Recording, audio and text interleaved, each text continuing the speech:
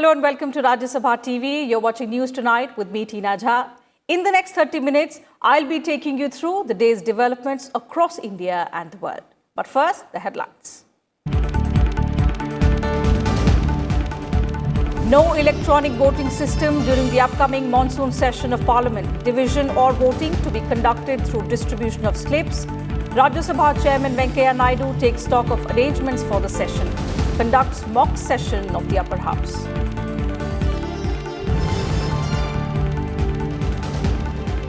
Ahead of the 252nd session of Rajya Sabha from 14 September, General Advisory issued to all members. In addition to wearing masks, using hand sanitizers and following social distancing norms, members told to avoid travelling out of Delhi.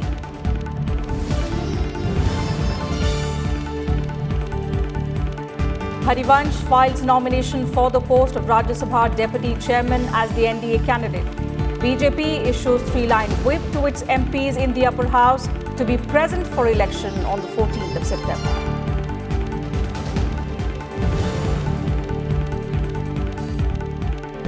Prime Minister Narendra Modi interacts with beneficiaries of Street Vendors Self-Reliance Fund scheme in Madhya Pradesh, assures online platform to help them conduct digital business transactions, access to government schemes on priority.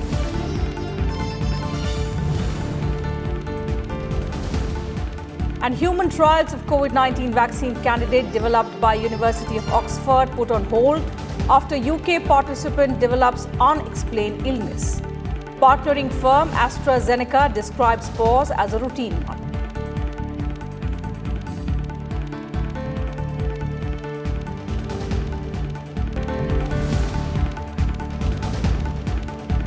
Prime Minister Narendra Modi interacted with beneficiaries of the PM Street Vendors Atmanirbhar Nidhi scheme from Madhya Pradesh on Wednesday. He praised their efforts to bounce back in the time of crisis and appreciated their self-confidence, perseverance and hard work. मैं एक छोटा सा गरीब परिवार से एक झाड़ू का व्यवसाय करता हूं। इससे सर आपकी जो स्वनिधि का मुझे लाभ मिला है, उससे जो लॉकडाउन में जो मेरी परेशानी हुई थी और धंधा नहीं चल पा रहा था, उससे मेरा वापस नए सिरे से धंधा चालू हो गया। Speaking to street vendors from Madhya Pradesh on Wednesday, Prime Minister Narendra Modi emphasized on the importance of making every street vendor know all about the PM Swanidhi scheme that was announced to help them restart their livelihood. He said the aim of the Swanidhi Yojana is to provide self-employment, self-sustenance and self-confidence to street vendors. सिर्फ 2 महीने के समय में मध्य प्रदेश में 1 लाख से ज्यादा street vendors, रेहड़ी पटरी वालों को स्वनिधि योजना का लाभ सुनिश्चित हुआ है। कोरोना के बावजूद इतने कम समय में 4.5 लाख रेहड़ी पटरी वालों को पहचान पत्र देना, सर्टिफिकेट ऑफ वेडिंग देना, मैं समझता हूं ये बहुत बड़ा काम है। The Prime Minister said the government is now going to bring about an online platform so that all street vendors can conduct their business transactions digitally. He said beneficiaries of the PM Swanidhi scheme would get access to the Ujjwala gas scheme, Ayushman Bharat scheme and several other government schemes on a priority basis. इस योजना को ऐसे ही इतना सरल बनाया गया है कि सामान्य से सामान्य व्यक्ति भी इससे जुड़ सके। इसमें टेक्नोलॉजी के माध्यम से ऐसी व्यवस्था की गई है कि रेहड़ी ठेले वाले साथियों को कागज जमा कराने के लिए लंबी लाइनें नहीं लगानी होगी। आप कॉमन सर्विस सेंटर में, नगर पालिका कार्यालय में, बैंक की ब्रांच में जाकर अपना आवेदन अपलोड कर सकते हैं। यही नहीं, बैंक के बिजनेस कॉरेस्पोंडेंट और नगर पालिका के कर्मचारी भी आपके पास आकर आपसे आवेदन ले सकते हैं। Modi also highlighted various measures implemented in the last 6 years to make the lives of the poor easier in the country. He said the government launched a major scheme to provide accommodation in cities and major towns at affordable rent. He referred to the One Nation, One Ration card, which would enable everyone to get affordable ration anywhere in the country. He also referred to the ongoing program of laying optical fiber to 6 lakh villages in the next 1,000 days. The Prime Minister said this will connect rural India to the domestic and international markets, further boosting rural livelihood. रेहड़ी पटरी या ठेला लगाने वाले मेरे भाई बहनों के पास उज्ज्वला का गैस कनेक्शन है या नहीं, उनके घर बिजली कनेक्शन है या नहीं, वो आयुष्मान भारत योजना से जुड़े हैं या नहीं, उन्हें 90 पैसे प्रतिदिन और 1 रुपया महीना वाली बीमा योजना का लाभ मिल रहा है या नहीं, उनके पास अपनी पक्की छत है या नहीं, ये सारी बातें उसको भी देखा जाएगा और जहां कमी होगी पूरा करने के लिए सरकार सक्रिय रूप से प्रयास करेगी. During his interaction, the Prime Minister asked street vendors to maintain cleanliness and follow all measures to prevent the spread of COVID-19. This, he said, would help them increase their business. A total of 4.5 lakh street vendors were registered in Madhya Pradesh, for whom 140 crore rupees have been approved as loan for around 1,40,000 street vendors. Bureau Report, Rajya Sabha TV.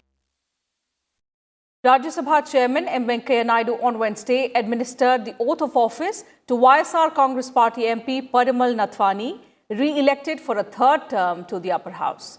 The chairman administered the oath in his Chamber of Parliament House. Nathwani was re-elected in the biennial election from Andhra Pradesh on 22nd June 2020. Earlier, he was elected to the upper house in May 2008 for his first term and in April 2014 for his second term. Rajya Sabha Secretary General Desh Deepak Verma and other senior officials of the Rajya Sabha Secretariat were also present on the occasion.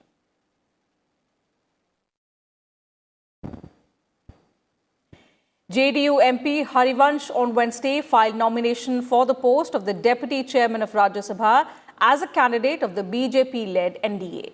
His first set of nomination papers were proposed by BJP President JP Nadda and seconded by Leader of Rajya Sabha Thawar Chand Gehlot, while the second set of nomination papers were filed by Union Minister Ram Vilas Paswan and seconded by SAD Leader Naresh Gujral. The election for the Deputy Chairman will be held on the first day of the session itself. The BJP has issued a whip to its Rajya Sabha MPs to be present in the House on the 14th of September for the election. The election for the post was necessitated as the incumbent Harivansh completed his term as a member of the Rajya Sabha this year.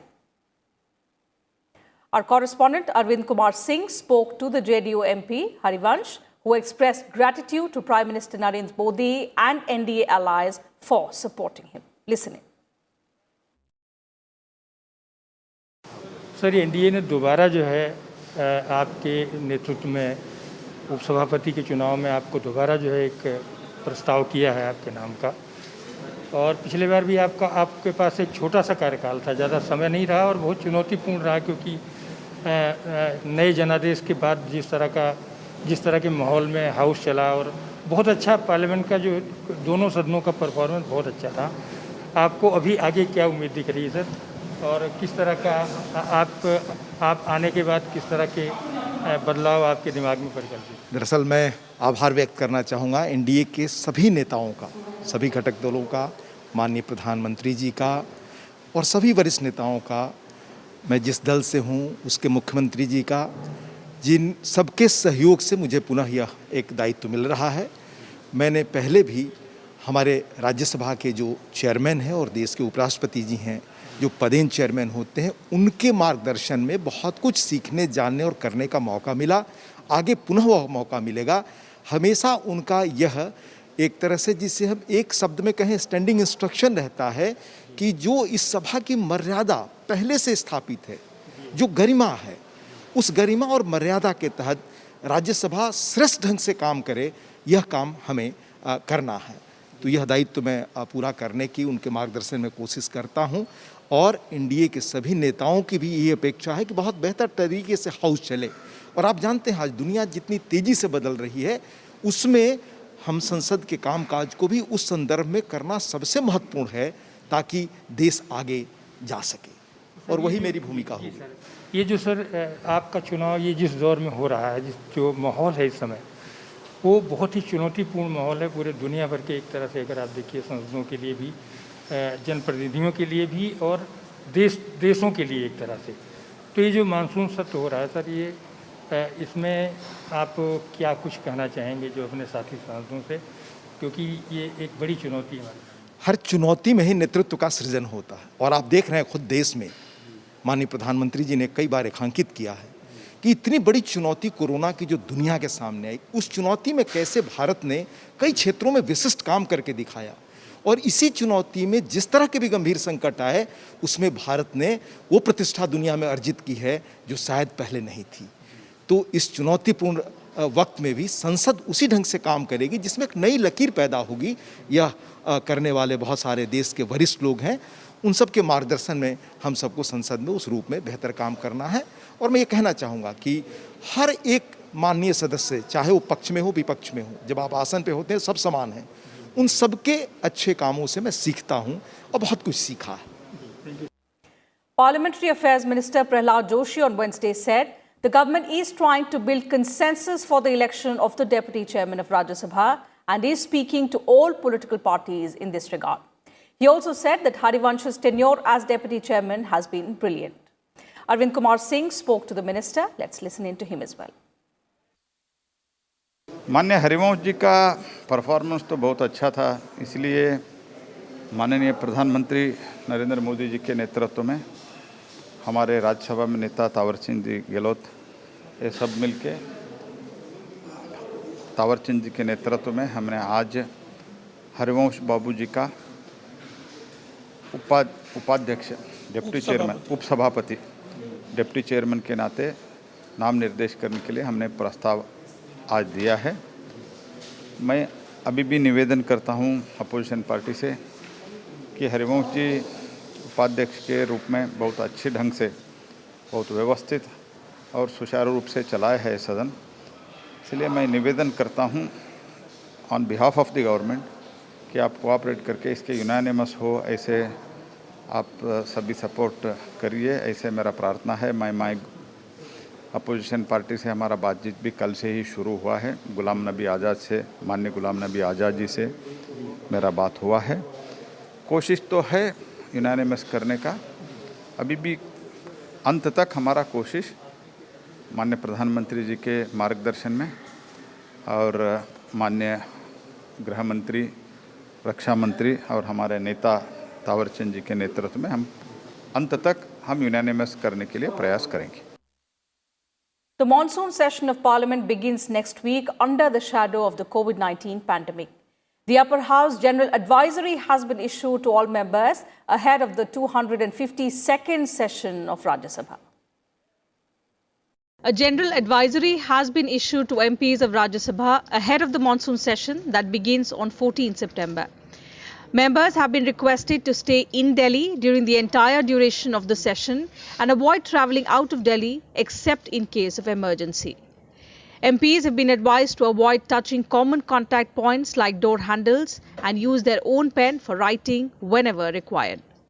Members have also been advised to wear masks and use hand sanitizers and also follow the social distancing norm of 6 feet in the Parliament House estate. In view of the prevailing instructions of wearing a face mask at all times, ministers and members of Parliament have been requested to carry and display RF tags or identity cards which would help in identification on gaining entry into the Parliament House complex. This has been done to avoid any difficulty in proper identification of members of Parliament at the entry points of the Parliament House. In the chambers or galleries of the houses, members have been advised to send slips from their seats for any assistance and avoid approaching the chair or officers at the table.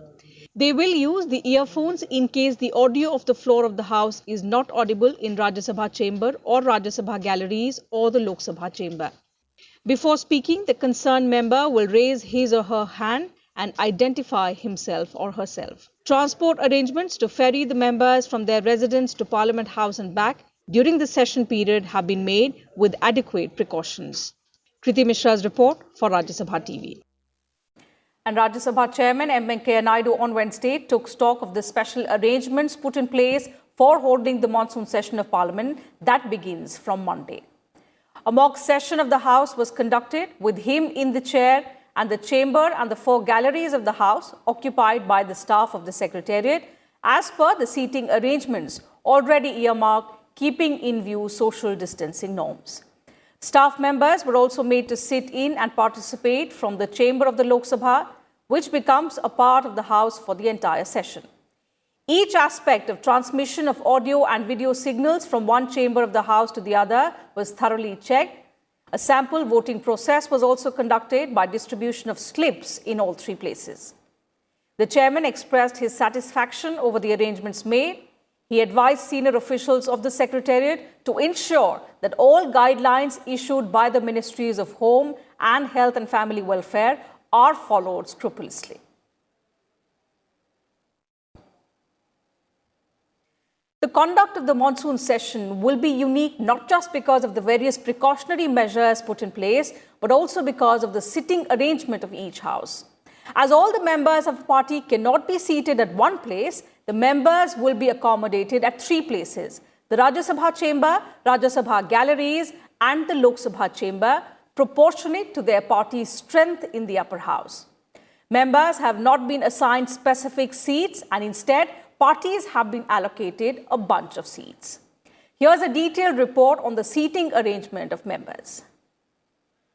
The spread out seating would be possible because both Lok Sabha and Rajya Sabha will have different timings for their sittings.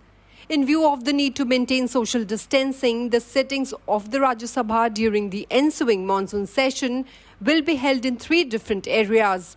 The Rajya Sabha chamber will accommodate 57 members. Rajya Sabha galleries will accommodate 51 members and Lok Sabha chamber will accommodate 136 members. The respective leaders of parties may decide whether their party members will sit at the 3 locations under intimation to the Secretariat. The 2 houses together have over 780 members at present. The Health Ministry has also suggested that the movement of members of Parliament in chambers of both houses can be made unidirectional to avoid face-to-face interactions. Kriti Mishra's report for Rajya Sabha TV.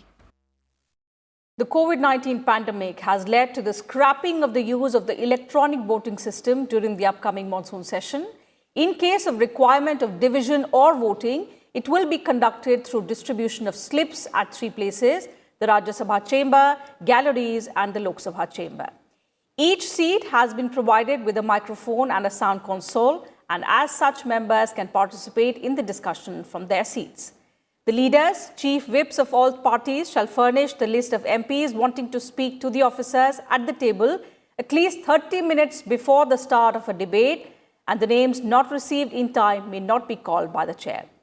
Whenever a voice vote will be taken, MPs will raise their hands from their respective seats while saying ayes or noes, as the case may be. Display screens in the RS chamber, its galleries, and the LS chamber will show the members speaking from their respective locations, and there will be a seamless live telecast of the proceedings on Rajya Sabha TV.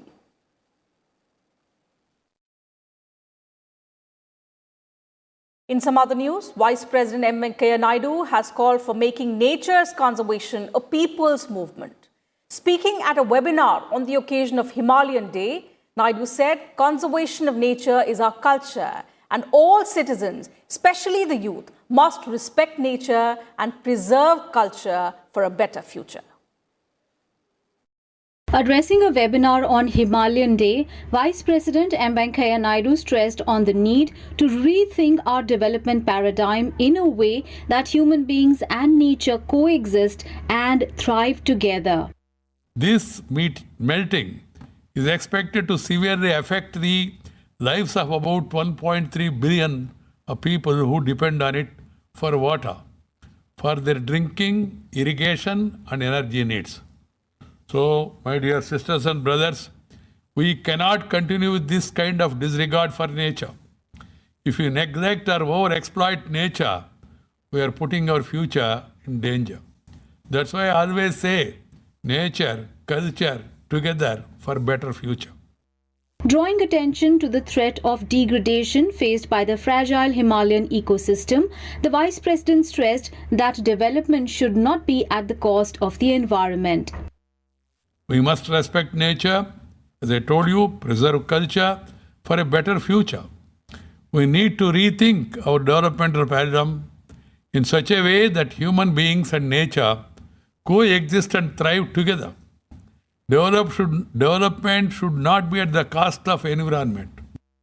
Naidu also drew attention to the immense hydropower potential of the Himalayas, which could make it a reliable source of clean energy, thus reducing carbon emissions.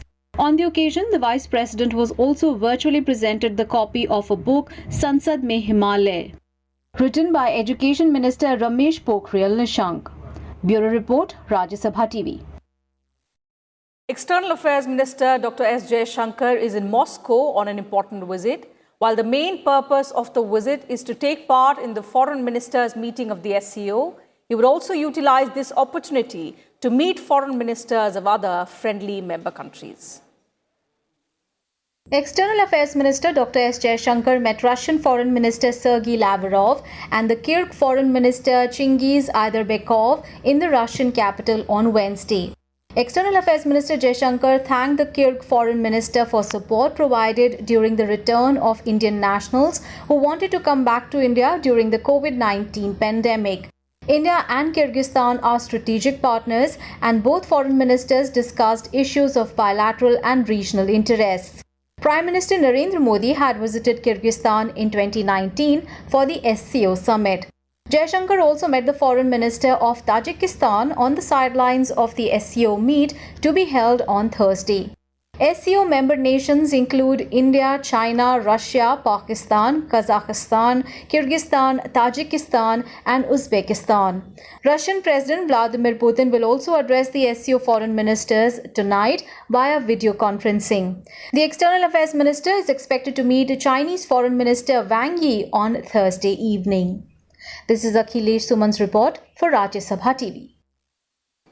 Let's now take a look at the latest COVID-19 situation in the country. India on Wednesday reported close to 90,000 new cases and 1,115 deaths. Here's a report.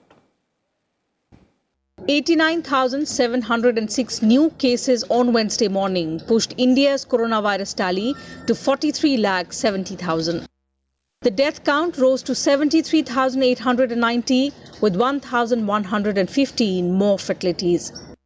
Recoveries are now nearing 34 lakh with the recovery rate improving to 77.77%. There are 8,97,000 active cases comprising 20.53% of the total caseload. 9 states have a recovery rate of over 80%.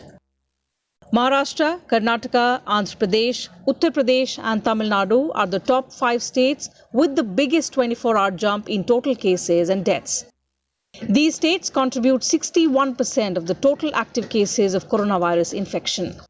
Among other states, Delhi added a record single-day spike of 3,609 fresh infections on Tuesday, the highest in 76 days, taking the tally of total cases to over 1,97,000. Odisha's COVID-19 tally mounted to over 1,35,000 with 3,748 more people testing positive for the disease. 11 more deaths pushed the state's number of deaths to 580. Rajasthan recorded 7 more fatalities due to the novel coronavirus on Wednesday, taking total deaths in the state to 1,171. 728 new cases were reported in the state, taking the number of infected people to 94,854. As many as 2,579 new COVID-19 cases were reported in Assam. The state has over 1,30,000 cases, including 378 deaths. At 1.69%, India's case fatality ratio is low compared to the global average of 3.26%. But for the last 8 days, deaths in India have exceeded 1,000. Over 11,54,000 COVID-19 tests were conducted in the last 24 hours, taking total tests in India to over 5 crore 18 lakh so far. Average tests per million per day have increased from 237 in the second week of July to 758 in the first week of September. Bureau Report, Rajya Sabha TV. Human trials of one of the most promising COVID-19 vaccine candidates being developed by the University of Oxford has been put on hold after a UK participant had an adverse reaction to it. AstraZeneca, the biopharmaceutical giant that is in tie-up with the university to produce the vaccine, described the pause as a routine one following an unexplained illness. The nature of the safety issue and when it happened were not immediately known, although the participant is expected to recover. The Oxford University AstraZeneca candidate vaccine is undergoing phase 3 clinical trials at over 60 locations in the United States, Brazil and South Africa. It was cleared for combined phase 2 and phase 3 trials in India as well and would be affected because of this decision.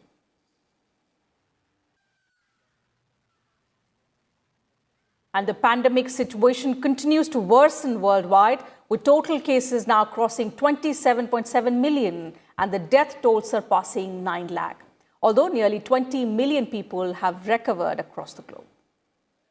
COVID-19 cases in the United States surpassed 6.5 million, while deaths crossed 1.94 lakh. The United States still has the highest cases as well as deaths in the world. Infections in universities surged as fall semester began across the country. At least 37,000 students and staff were infected in higher educational institutions. France is facing a resurgence of infections in recent days.